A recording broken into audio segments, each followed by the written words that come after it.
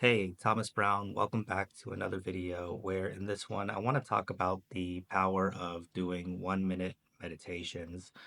A lot of times, if you're learning how to meditate and you're using different people that you see in YouTube videos or people that you read about in books as examples, especially when you're talking about people who are very famous for meditating, they set the bar very high. You'll hear people who do 20 minutes twice a day, people who do 30 minutes a day, to people who do hours a day.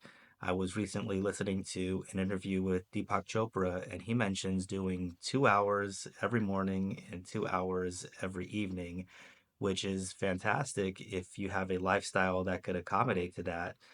But if you don't have that type of lifestyle and you try to emulate some of these people, then unfortunately you may be setting yourself up for disappointment, and then you may get the impression that maybe meditation isn't something that's for you, or maybe you're just not good at meditation. But the reality is, we want to have a practice that's suitable for us. We don't compare our practice to any other person's. And the most important thing to even having a practice is building some level of consistency, which is where these 1 minute meditations come into play. When you have a low threshold, it's easy to do it, especially when we're talking about only 60 seconds. You can sit down on the floor if you have a yoga mat and be in a cross-legged position, or you can sit in a chair just like I am now and just be in a comfortable position where you could close your eyes or relax your eyes and spend 60 seconds just focusing on when your thoughts drift away from this present moment, and then bringing yourself back to either your breath or some type of mantra if that's your preference, and start building from there. Funny enough, the first time I did a 60-second meditation, I remember sitting down and setting my timer. And once I began, I realized it felt like it was much longer than 60 seconds. I started thinking, wow, when you're in a meditative space, time seems to be moving really slow. And then after a while, I just couldn't take it anymore. You know, you can't resist. You have to look at the clock, like, what's going on here? And I realized that I hadn't even hit start on the timer. So my first 60-second meditation ended up being somewhere around 4 minutes, which I think is a great analogy to show that you just never know where 60 seconds could take you, not just in one session, but in building a consistent practice. And this works in a lot of different areas.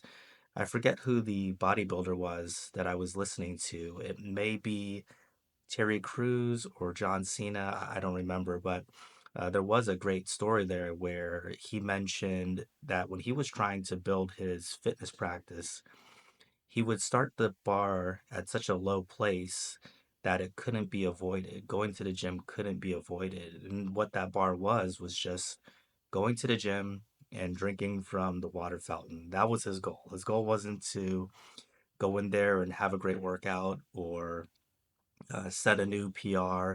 It was just to go into the gym and drink from the water fountain. And what he would find is that every time he drank from the water fountain, since he was already in the gym, he might as well work out. And he didn't gauge his success on how good or bad the workout was. He gauged his success on just being able to make it to the gym and get a drink from that water fountain. And I thought that was a perfect example that really permeates so many different areas of life, including meditation. Don't gauge your meditation as good or bad, depending on how long you're able to do it. Just gauge your success on the ability to actually sit down and get started, because you never know where it's going to go from there. So that's my tip for this video. It's one that really resonated with me because I started with a lot of 60-second meditations. And as a matter of fact, even though ideally I try to go for longer than that when I have the time, if I don't have that time, I know that I could always fall back on at least being able to do 60 seconds.